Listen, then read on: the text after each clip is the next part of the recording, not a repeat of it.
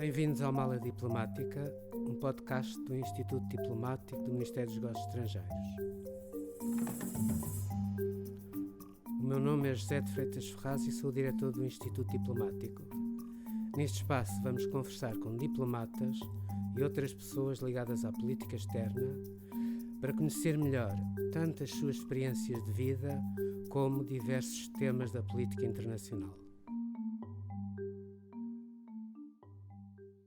No segundo episódio do Mala Diplomática, tenho hoje comigo o embaixador Júlio Vilela, que durante a sua carreira de 35 anos esteve colocado na Venezuela, Suíça, Canadá, foi depois nosso embaixador na Croácia e assumiu o cargo de Diretor-Geral dos Assuntos Consulares e das Comunidades Portuguesas em setembro de 2016, isto é, há praticamente 5 anos que está na DGACCP. Acrescenta ainda que em novembro de 2017 foi promovido a embaixador de categoria. Durante estes últimos 5 anos, a DGACCP teve um papel central na proteção dos portugueses em diversos cenários de crise. Recordo a situação na Venezuela, os furacões Irma nas Caraíbas e Idai em Moçambique, mas igualmente ao longo da crise gerada pela pandemia de Covid-19. Por outro lado, a DGACCP está a ser objeto de profundas transformações para melhor servir os portugueses no estrangeiro, tanto em situações de normalidade como perante crises políticas, desastres ambientais, ataques terroristas e toda a panóplia de situações de emergência. Propunha por isso que falássemos primeiro sobre a gestão das crises durante estes últimos 5 anos e abordássemos depois as transformações orgânicas que a Direção-Geral já iniciou. Embaixador Júlio Vilela, bem-vindo ao Mala Diplomática. Vamos começar pela pandemia. A 7 de janeiro de 2019, a China confirma a existência de um novo coronavírus na cidade de Wuhan. Apenas uma semana depois, o Gabinete de Emergência Consular divulgou um aviso aos viajantes relativo à China e à região.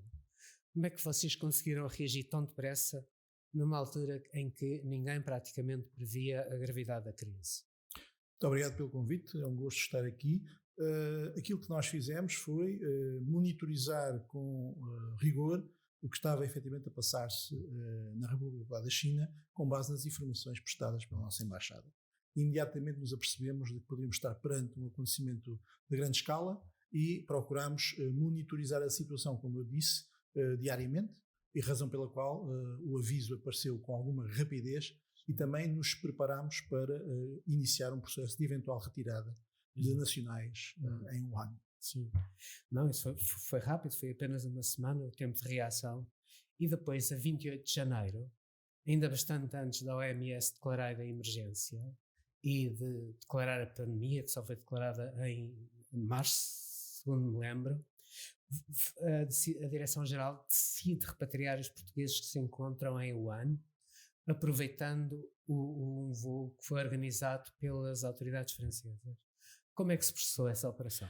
Uma operação complexa, envolveu obviamente um contacto aturado no terreno com os congêneres europeus, em particular com a representação diplomática da França, um contacto permanente com a célula de crise francesa em Paris, e depois o desencadeamento de uma ação no terreno que implicou, e sem entrar em detalhes que me reservo, a deslocação de colegas nossos à cidade de Wuhan, a mais de 1000 km de Pequim, por terra, a recolha de 18 cidadãos, dos quais 16 portugueses e 2 cidadãs brasileiras, a integração desse grupo num avião da França, que foi fretado pela França, e depois o apoio no terreno, efetuado quer no aeroporto local, quer depois à chegada a Marselha, por parte das nossas autoridades consulares, e finalmente com a Força Aérea a dar-nos uma ajuda que é sempre essencial,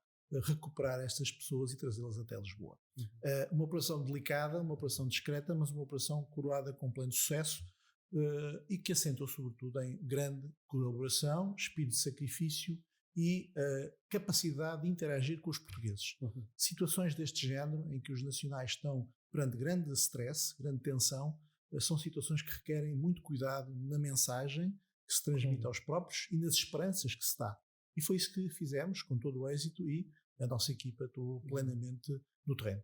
Não, eu lembro-me bem disso. Lembro-me, por exemplo, que depois eles chegaram e ficaram num período em que tiveram que ficar 14 dias isolados, não é?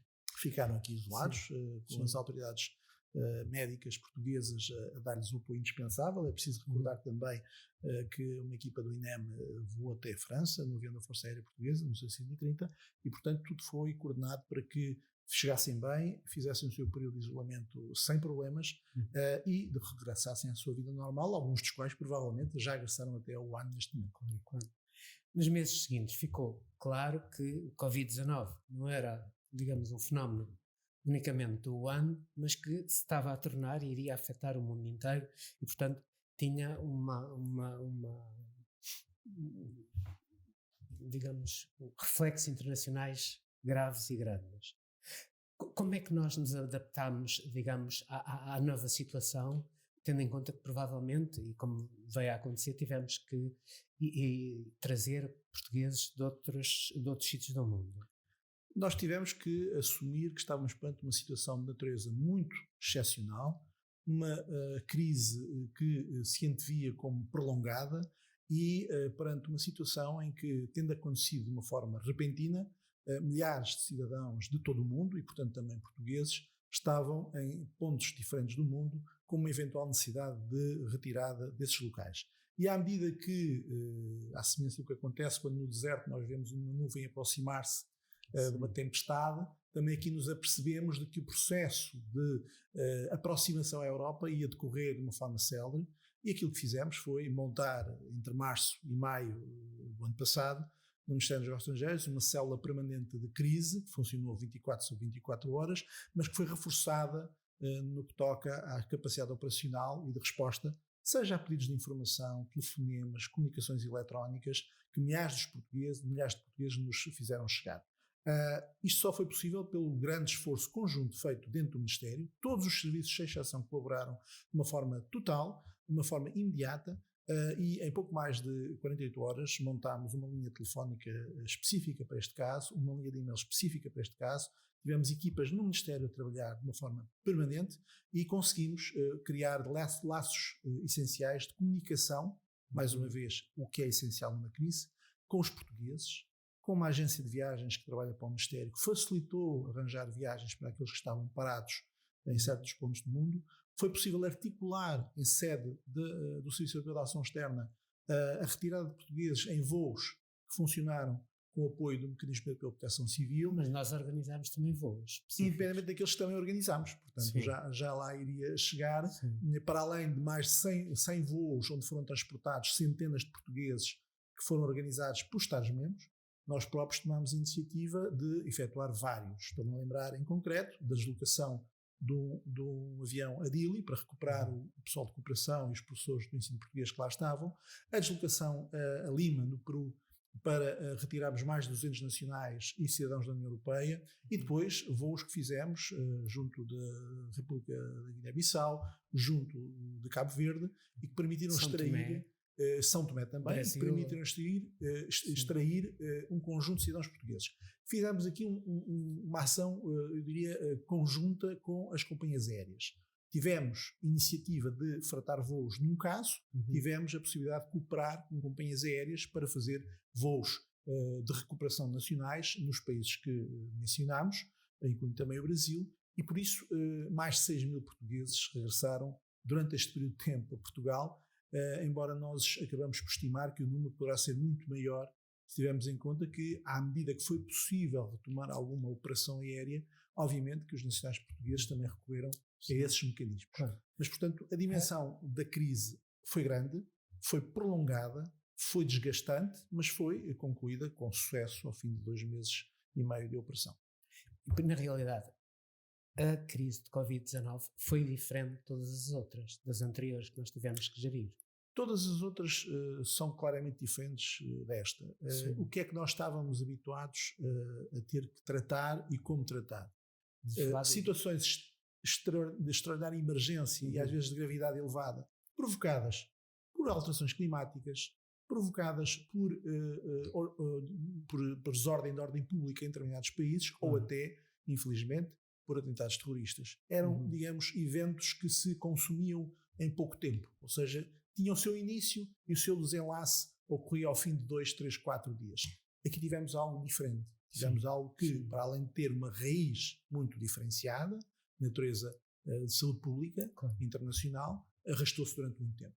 E foi, digamos que, objeto de um tratamento de particular emergência, onde a coordenação interna, mas também a coordenação com outras áreas governativas em Lisboa, foi fundamental. Eu estou particularmente a falar da saúde, da Direção-Geral de Saúde, que teve um trabalho excepcional nesta matéria, de colaboração, de entrosamento, mas também o Ministério da Administração Interna, em particular, a sua Autoridade Nacional de Emergência e Proteção Civil. E relativamente aos outros acontecimentos graves que tivemos durante os últimos anos, eu lembro-me do ciclone Idai, em Moçambique, lembro-me também do Irma, que afetou as Antilhas. Como é que foi, no fundo, a gestão dessas crises? Como é que se processou? Eu diria que nós temos que nos habituar cada vez mais a perceber que a mobilidade internacional vai obrigar os Estados a terem mecanismos de resposta cada vez mais ágeis. Hoje em dia, tratar de uma situação de emergência é, para o Gabinete de Emergência Consular da Direção-Geral, algo relativamente padronizado. Mas hoje em dia os portugueses viajam para qualquer parte do mundo, com exceção do período da pandemia. Em 2019, 3 milhões de portugueses viajaram para o estrangeiro, 30% da população. Isto quer dizer que temos que estar preparados para, em qualquer momento, reagir a situações de extrema urgência. E foi o que aconteceu. Todos os anos tivemos, infelizmente, uma situação atípica, mais grave. É o caso do Irma, em concreto, em 2017. Tínhamos 30 mil portugueses na região. Teríamos cerca de 30 mil portugueses entre as Antilhas Ocidentais e a costa sul-americana, a Flórida. E, portanto, eu diria que de Saint-Martin a Miami, nós tivemos portugueses que foram apanhados durante cerca de 12 dias por um ciclone de magnitude enorme, com uma duração extensa e com um grau de destruição muito grande por onde passou. Este foi de facto o primeiro grande desafio que tivemos nos últimos anos. Como acudir aos portugueses que de repente, nas suas férias, foram apanhados, desprevenidos e tiveram que ficar fechados onde se encontravam. E efetivamente aquilo que aconteceu, em concreto na ilha de Saint-Martin e sobretudo na ilha de São Bartolomeu, foi resultado de uma devastação enorme provocada pelo furacão, e o facto de nós termos tido portugueses que, residentes ou em turismo na zona, foram fortemente afetados. Portugal, nesta matéria, reagiu depressa. A extração de cerca de 70 portugueses, designadamente da ilha de Guadalupe, e que estavam retidos previamente em São Bartolomeu, ocorreu com o apoio da Força Aérea Nacional e do Instituto Nacional de Emergência Médica. Decorreu bem, mas, mais uma vez, foi necessário agir com grande rapidez. É preciso ter em conta também que hoje, eventualmente, a situação é um pouco diferente, mas que na altura esta sensibilidade particular com situações de emergência, que é uma sensibilidade que existe em toda a União Europeia e que é coordenada também em Bruxelas pelo Serviço de Ação Externa, tinha ainda particulares dificuldades de concretização no terreno e que, portanto, com tantas ilhas onde estavam tantos cidadãos europeus, era difícil uma ação conjunta. E, portanto, nós procuramos, efetivamente, coordenar com os países europeus alguns casos de pessoas em outras ilhas. Estou a pensar, sobretudo, em Cuba e nas ilhas ao redor de São Bartolomeu, mas, neste caso concreto, o susto, o temor. Porque o Irma foi um furacão de grau 5. Foi um furacão de grau máximo e que teve um efeito destrutivo na ilha de São Bartolomeu enorme. E eu estive a ler e fiquei a saber que se tratava de um furacão que eles chamam furacão de Cabo Verde. Significa, são furacões atlânticos que se formam ao norte de Cabo Verde e que depois avançam para as Antilhas e para a costa americana. Exatamente, de 6 a 14 de setembro eu diria que estivemos a acompanhar em vivo e em direto, através da internet, a passagem do furacão. tivemos a possibilidade de o fazer e deparámos-nos também com uma situação que para nós, na altura, foi muito importante, foi perceber que na ilha de São Bartolomeu havia uma comunidade portuguesa bastante grande, proveniente do norte do país, que trabalhava muito na construção civil e que ficou desalojada de repente. Aliás, eu tive a oportunidade e o privilégio de acompanhar a operação de resgate destes 70 portugueses. Lembro-me bem das caras de alívio que sentiram quando viram o Sr. Secretário de Estado das Comunidades Portuguesas e uma equipa consular a ajudá-los a sair de Guadalupe, e guardo na memória duas imagens que retive com particular emoção. Primeiro, o avião a levantar voo de Guadalupe e aqueles 70 portugueses a cantarem o hino nacional, e finalmente, à chegada a Portugal, já a sobrevoar Lisboa, a escolta feita por 2 F-16 e as imagens de regozijo que os portugueses transmitiram de viva voz quando viram os F-16. Foi de facto um momento marcante, mais de 20 horas de voo. Projetámos uma ação que começou em Guadalupe, passou por Belém de Pará, Cabo Verde e terminou em Lisboa, com duas equipas, duas tripulações no avião, que foram extraordinários na sua capacidade de gerir as emoções das pessoas, mas o episódio não acabou em fim maduro. Depois, este grupo de 70 pessoas foram distribuídas por vários meios de transporte disponibilizados pelos municípios portugueses onde eram naturais e foram ainda para as suas casas. Portanto, para eles foram mais de 24 horas de indução constante. Sim. Mas depois tivemos também, mais tarde, em Moçambique, com o furacão que afetou a Beira, o Idai, com a agravante ainda do nosso Consulado-Geral na Beira ter ficado praticamente destruído. Ficou inoperacional. A noite de 14 de março de 2019 marcou claramente um virar de página para o consulado, pelas razões mais lamentáveis. De facto, a destruição provocada pelo Idai foi enorme na província de Sofala, em particular na cidade da Beira. Tivemos que, em pouco mais de 72 horas, constituir uma equipa de missão com o apoio do Ministério da Defesa, da Força de Reação Imediata, do Instituto Nacional de Emergência Médica, da Autoridade Nacional de Emergência e Proteção Civil e de uma equipa consular que se deslocou para a Beira, com o Sr. Secretário de Estado das Comunidades Portuguesas, e que durante mês e meio acompanhou, primeiro, o processo da procura daqueles desaparecidos. Nós tínhamos cerca de 90 pessoas desaparecidas, num universo de cerca de 2.500 portugueses residentes na Beira. Todos foram encontrados, sãos e salvos. Repatriámos 8 pessoas. Apoiámos mais de 180 com cabazes alimentares disponibilizados por diversas instituições portuguesas. Apoiámos a reconstrução de 15 habitações destruídas pelo ciclone e, finalmente, ajudámos ainda nas instalações muito fragilizadas do Conselho-Geral na altura a vacinar contra a cólera mais de 1.000 portugueses. Tudo isto com o apoio das Forças Armadas, como é evidente, e de uma ação conjunta muito meritória e que resultou bem.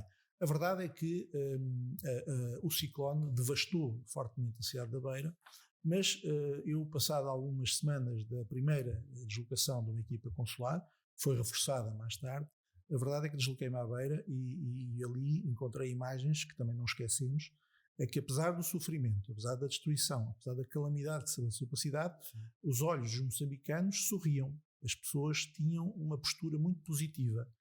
Os campos desalojados que estavam por toda a cidade continham pessoas que eram apoiadas por ONGs internacionais, também por ONGs portuguesas, mas onde as pessoas mantinham um grau de esperança muito grande. Isso é uma imagem que também não esquecemos. É evidente que a nossa operação teve ali uma atenção particular, quer nas instalações consulares, muito afetadas, quer na residência do Conselho-Geral, muito devastada, mas felizmente hoje podemos dizer que tudo funciona normalmente, tudo foi recuperado, contente de todos, e que também aqui a operação nacional no terreno, com o apoio, obviamente, das autoridades moçambicanas, resultou bem. Mas cá está, é mais um fenómeno daqueles que vão continuar a pulular, infelizmente, no mundo, para o qual temos de estar preparados. Outro assunto que eu gostava de tratar é, no fundo, as transformações orgânicas que têm tido lugar na Direção-Geral e, nomeadamente, a criação de um centro de gestão de crises. Nós hoje temos um centro de emergência consular, no fundo um núcleo que tem funcionado durante estes últimos anos para acolher às crises, mas relativamente pequenos, e neste momento vamos avançar para um centro de gestão de crises. Gostava de ouvir um bocadinho sobre esse projeto. É a evolução normal resultante da evolução do mundo. Hoje em dia, no âmbito da política externa de qualquer país, pensarmos que as nossas estruturas diplomáticas são estanques e são estáticas é um erro. Temos que nos adaptar à realidade dos dados que temos nas mãos. E o que é que nós temos? Temos grande volume de pessoas em movimentação por todo o mundo. É bom saber que os portugueses estão em 172 países em todo o mundo. Todos 2 milhões e 500 mil portugueses têm cartão cidadão em mais de 172 países e que viajam muito. Ora bem, este fator é um fator que, aliado à circunstância de termos cada vez mais alterações climáticas que provocam crises inesperadas, onde a gente menos entende poderem acontecer. Onde, para além disso, temos o fenómeno da ação humana, seja por via de desordens de ordem pública, seja por via de atos terroristas, continuam a ser uma ameaça permanente à paz do mundo. Nós temos de ser capazes de projetar uma ação no terreno de forma não apenas reativa, como aconteceu no caso dos 2 episódios e até diria dos 3 que tivemos, mas também de uma forma preventiva. É fundamental monitorizar previamente a situação em múltiplos locais do mundo. E é para isso que o Centro de Gestão de Crises é isso que vai fazer. É preciso prevenir primeiro, informar-nos bem e, sobretudo, temos a capacidade de aliar o nosso conhecimento, resultado das nossas estruturas diplomáticas, ao conhecimento no terreno que outras entidades governativas têm e que nós não dominamos. Portanto, a relação privilegiada... Isso vai ser feita a tempo inteiro. Vai ser feita a tempo inteiro uma equipa maior. No Ministério, com uma equipa maior, sobretudo ir buscar o conhecimento às áreas políticas que temos no Ministério e aliando ao conhecimento que a Proteção Civil, a Autoridade Nacional de Emergência e Proteção Civil em concreto, mas sobretudo o Instituto do Mar e da Atmosfera, a Autoridade Nacional de Emergência, a Autoridade Nacional da Aviação Civil, a Força de Reação Imediata, o Ministério da Defesa, todo o conhecimento em concreto que possuem de situações que para nós são mais difíceis de gerir, eles têm.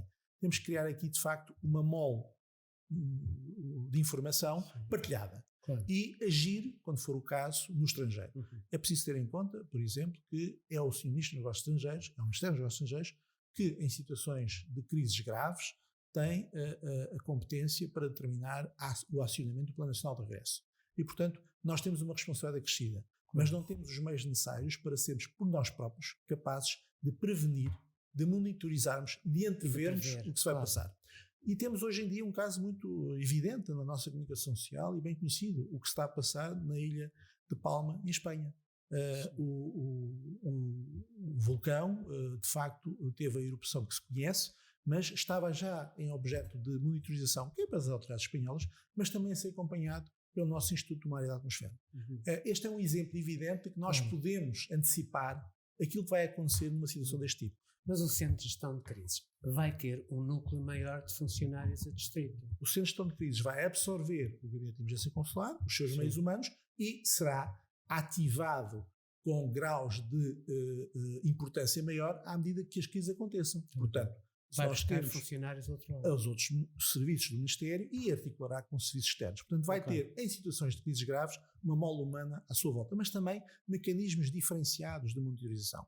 Portanto, a nossa aplicação Registro Viajante vai sofrer atualizações para nos tornarmos capazes de perceber melhor onde estão os portugueses com rigor, que mensagens lhes podemos transmitir no momento em que acontece um episódio complexo. Isso já hoje é possível saber, em parte. Vamos implementar melhorias no processo. Vamos ter uma sala de gestão de crises para efetivamente estarmos permanentemente em contacto com os postos consulares e com as nossas embaixadas e vamos, sobretudo, acho eu, ganhar no que toca à dimensão de prevenção e de informação. E isso é muito importante. Os portugueses viajam, não importa para onde, não importa quando, e esta é uma atividade humana que se tem que compreender. Mas eles usam a aplicação tem sido descarregada? A aplicação tem sido utilizada, há dezenas de milhares de registros, é uma aplicação que registra e guarda durante 15 dias os dados, e que nos permite, como permitiu, no caso, por exemplo, da pandemia o ano passado, de avisar os portugueses na China do que estava a passar. E que não nos permite avisar qualquer português que esteja numa situação de crise ou num local de crise daquilo que vai acontecer. Podemos transmitir informações, porque temos os dados nos termos do regime de operação de dados devidamente acautelados, mas podemos passar a informação. E turista bem informado é um turista amigo da administração. E hoje em dia, quer queiramos, quer não, e essa é uma das razões pelas quais a nossa alteração de estrutura tem que suceder, os portugueses são cada vez mais exigentes com a sua administração. Os residentes em países evoluídos querem um serviço tão próximo quanto eles e tão eficiente quanto aquele que eles têm no país onde estão, mas também os viajantes são exigentes. E, portanto, o mediatismo destas situações obriga necessariamente as autoridades do Estado a estarem atentas e a reagirem de forma imediata. Este é apenas o módulo. No outro plano, eu li e eu vi que nós temos neste momento um call center que permite aos portugueses residentes em alguns países poderem, durante 24 horas, a qualquer hora do dia, a qualquer dia da semana, fazer perguntas diretamente, perguntas que necessitem de uma resposta imediata, e portanto eles podem ligar para esse call center.